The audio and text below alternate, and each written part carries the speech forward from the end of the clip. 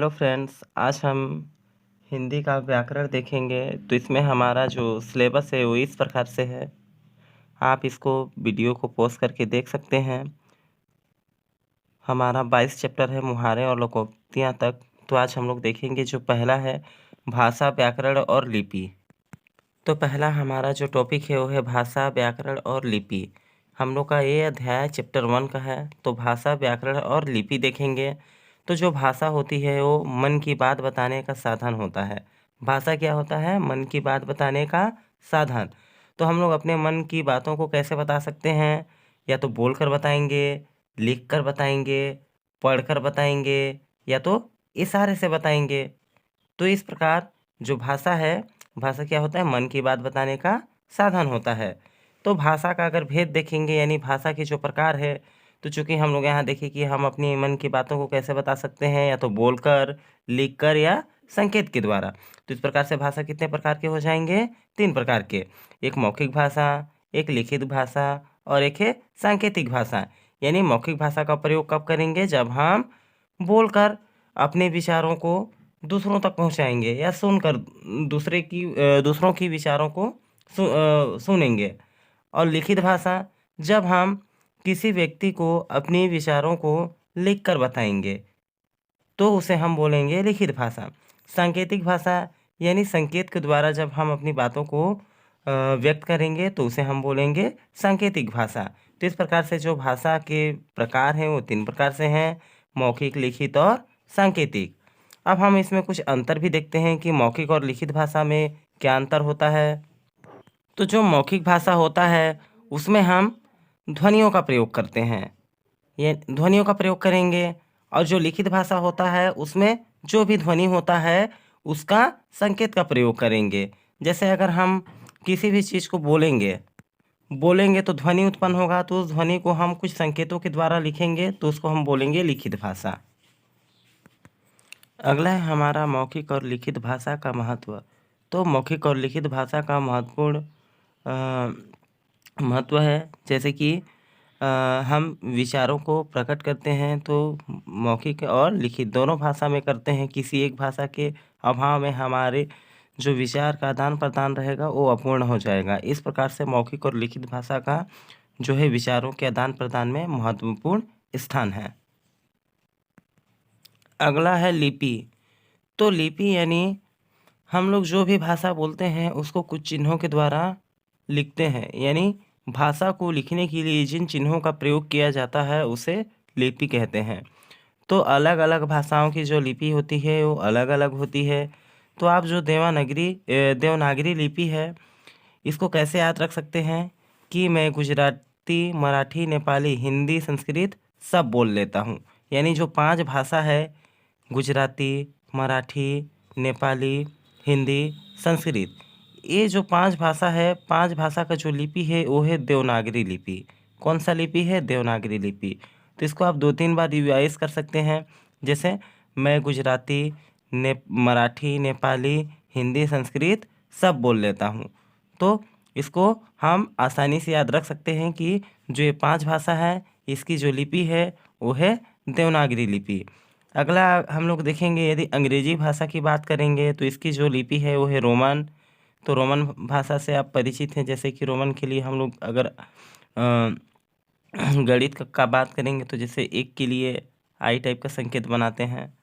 पंजाबी पंजाबी का जो लिपि होता है वो है गुरुमुखी। अगला है उर्दू। उर्दू का जो लिपि है वो है फारसी। बांग्ला का बांग्ला ही है। बाकी हम तो मराठी, गुजराती और नेपाली को देख चुके हैं कि इसका जो लिपि है वो है देवनागरी लिपि। अब देखते हैं हम भाषा की इकाइयाँ। तो भाषा की जो है 3 इकाइयाँ होती हैं: वर्ण, शब्द और वाक्य। तो वर्ण एक अक्षर होता है, जैसे क। क क्या है? एक वर्ण है। अगर यहाँ ब की भी बात करेंगे तो ब क्या है? एक वर्ण है। शब्द शब्द जो है वर्णों को मिलाकर बनता है। जैसे एक क और ब, क अलग वर्ण है, ब अलग वर्ण है, तो 2 अलग अलग वर्णों को मिलाए तो हमारा क्या बना? शब्द बना। वाक्य वाक्य जो है शब्दों को मिलाकर बनेगा। जैसे मैं पानी पीता हूँ, तो इसमें जो मैं है ये भी क्या है? शब्द है। पानी भी क्या है? शब्द है। इसमें भी 2 शब्द है। पीता हूँ ये भी शब्द है। यानी 2 से अधिक शब्द हैं तो 2 से अधिक शब्दों को मिलाकर वाक्य बनता है। अगला जो है हमारा व्याकरण। अगला है हमारा व्याकरण। तो व्याकरण जो है भाषा को शुद्ध रूप से ज्ञान कराता है, यानी भाषा का शुद्ध ज्ञान कराने वाले शास्त्र को व्याकरण कहेंगे। तो व्याकरण भी 3 प्रकार के होंगे। तो व्याकरण के 3 विभाग या 3 प्रकार मान सकते हैं। तो इसमें पहला जो है वर्ण विचार होता है, दूसरा जो है शब्द विचार और तीसरा जो है वाक्य विचार, जिसको हम लोग भाषा की 3 इकाई में पढ़ चुके थे कि जो सबसे छोटी इकाई होती है वो वर्ण होती है, इसके बाद शब्द होती है, इसके बाद सबसे जो भाषा की बड़ी इकाई होती है वाक्य होती है। तो वर्ण जो है इस विभाग के अंतर्गत वर्णों से संबंधित ज्ञान प्राप्त किया जाता है। तो इसको हम लोग अगले वीडियो में देखेंगे वर्ण विचार में, क्योंकि हम लोग का जो वर्णमाला है, वर्णमाला में कुल कितने वर्ण हैं? 52 वर्ण। तो इसको हम लोग देखेंगे कि वर्ण का वर्णों के प्रकार देखेंगे और वर्णों का उच्चारण भी देखेंगे, ठीक ना। तो भाषा की जो सबसे छोटी इकाई है इसको बोलेंगे वर्ण विचार। अगर दूसरा बात करेंगे तो यह शब्द विचार। तो इसके अंतर्गत वर्णों को मिलाकर हम लोग शब्द बनाएंगे, तो शब्दों से संबंधित हम लोग को इससे ज्ञान प्राप्त होता है। अगला है वाक्य विचार। तो वाक्य किससे मिलकर बनेगा? शब्द से मिलकर बनेगा। तो इस विभाग में हम लोग देखेंगे कि जो वाक्य होते हैं तो वाक्य से संबंधित हम लोग ज्ञान प्राप्त कर सकते हैं। तो इस प्रकार से हम लोग का जो व्याकरण है वो 3 प्रकार से है: वर्ण विचार, शब्द विचार और वाक्य विचार। इससे संबंधित हम कुछ प्रश्न भी देखते हैं, जैसे भाषा किसे कहते हैं? तो भाषा लिखने के शुद्ध ढंग को, इसको तो बोलेंगे नहीं। अस्पष्ट ध्वनियों को, इसको भी नहीं बोलेंगे। किसी क्षेत्र में बोले जाने वाली बोली को, तो किसी क्षेत्र में बोले जाने वाली बोली को भाषा नहीं बोलते हैं, बोली ही बोलते हैं। तो विचारों को प्रकट करने के साधन को क्या बोलेंगे? भाषा बोलेंगे। अगला है भाषा के रूप। तो भाषा के हम लोग कितने रूप देखे थे? 3 रूप देखे थे। तो यहाँ 2 गलत हो जाएगा, 4 3। तो 3 कौन कौन सा देखे थे? एक लिखित भाषा, एक मौखिक भाषा और एक देखे थे सांकेतिक भाषा। तो इसलिए भाषा के कितने रूप हो गए? 3 रूप हो गए, लिखित, मौखिक और सांकेतिक भाषा। लिखित भाषा किसे कहते हैं? तो यानी हम लोग जैसे मौखिक भाषा को कुछ चिन्हों के द्वारा दर्शाएंगे। जैसे मैं बोला मैं, तो माँ और ए की मात्रा इसको दर्शाए तो मैं, इसको कुछ संकेत के द्वारा हम लोग कुछ चिन्ह के द्वारा दर्शाएं तो इसको बोलेंगे लिखित भाषा। यानी लिखित भाषा जो होता है वो लिखने के चिन्हों को क्या करेगा? दर्शाएगा। जैसे भाषा जो रहता है भाषा के चिन्हों को ये दर्शाएगा। तो इसका जो सही आंसर हो जाएगा लिखने के चिन्हों को। बाकी ऑप्शन को देखते हैं कि वो गलत कैसे होंगे। अपनी बातें को इशारे में समझाना, तो इसको कौन सा भाषा बोलेंगे? सांकेतिक भाषा। तो ये तो होगा नहीं क्योंकि हम लोग को लिखित भाषा पूछा है। बोल कर की गई बातचीत को, तो इसको मौखिक भाषा बोलेंगे। विचारों को लिखकर प्रकट करने को, तो इसको तो हम बोलेंगे विचारों को लिखकर प्रकट करने को। तो ये है हमारा लिखित भाषा। लेकिन लिखित भाषा होता क्या है कि हम लोग इसको कुछ चिन्हों के द्वारा हम लोग क्या करते हैं? दर्शाते हैं। तो इस प्रकार हम लोग का जो ऑप्शन हो जाएगा वो पहला होगा, लिखने के चिन्हों को। तीसरा का जो आंसर होगा वो पहला नहीं होगा। लिखने के चिन्हों को हम लोग बोलते हैं लिपि, तो ये नहीं होगा। हमारा जो होगा विचारों को लिखकर प्रकट करने को, यानी जो विचार होता है उसको हम लोग लिखकर प्रकट करेंगे, तो हमारा ऑप्शन हो जाएगा ग नंबर। विचारों को लिखकर प्रकट करने को हम लोग बोलेंगे लिखित भाषा, क्योंकि लिखने के चिन्हों को हम लोग बोलते हैं लिपि। तो यहाँ देखो लिपि क्या होता है? हम लोग भाषा को कुछ चिन्हों के द्वारा व्यक्त करते हैं, दर्शाते हैं। जैसे हम लोग कुछ भी बोलते हैं तो उसको कुछ चिन्हों के द्वारा दर्शाते हैं, तो उसको बोलेंगे लिपि, ठीक ना। तो हम लोग भाषा में लिपि में देखे थे देवनागरी लिपि, गुरुमुख, रोमन।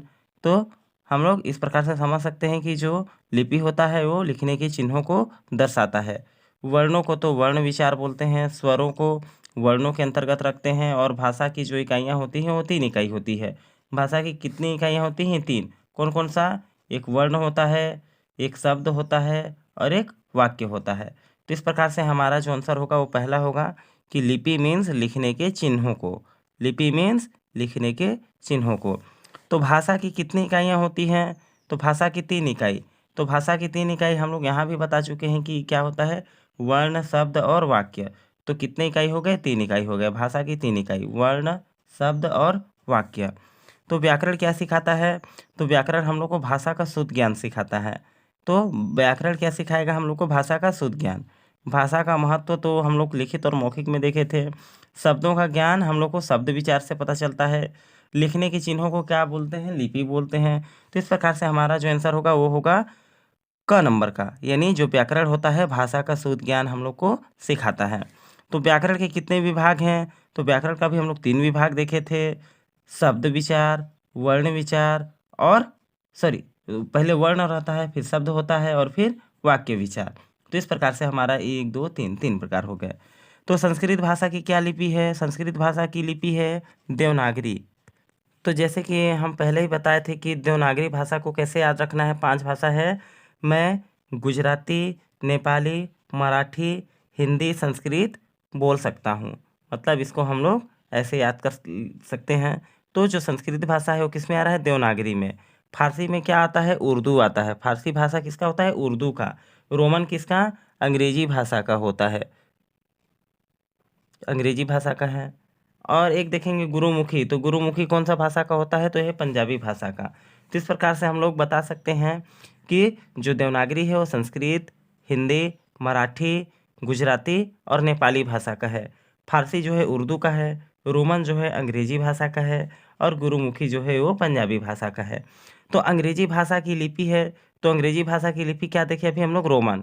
गुरुमुखी किसकी होती है? ये पंजाबी की होती है, पंजाब। देवनागरी, देवनागरी में 5 भाषा देखे थे, हिंदी, संस्कृत और गुजराती, मराठी और नेपाली। और जो फारसी होता है वो उर्दू का। तो इस प्रकार से हमारा आंसर ख सही होगा। तो शब्द विभाग के अंतर्गत ज्ञान प्राप्त किया जाता है। तो शब्द विभाग के अंतर्गत हम लोग को क्या ज्ञान प्राप्त होता है? शब्दों से संबंधित। चूँकि शब्द विभाग है तो शब्दों से संबंधित। अगर यहाँ वर्ण रहता तो वर्णों से संबंधित, वाक्य रहता तो वाक्यों से संबंधित। तो यहाँ चूँकि शब्द दिया है तो हम बाकी ऑप्शन में ना देखकर सीधा देखेंगे कि जो शब्द से संबंधित होगा उसको शब्द विभाग के अंतर्गत रखेंगे। देखो, वर्णों से संबंधित को किससे रखेंगे? वर्ण विभाग में। वाक्यों से संबंधित को शब्द वाक्य विभाग में। और लिपि से संबंधित रहेगा तो इसको किससे देखेंगे हम लोग? लिपि से। इस प्रकार हमारा ये चैप्टर कंप्लीट होता है। धन्यवाद।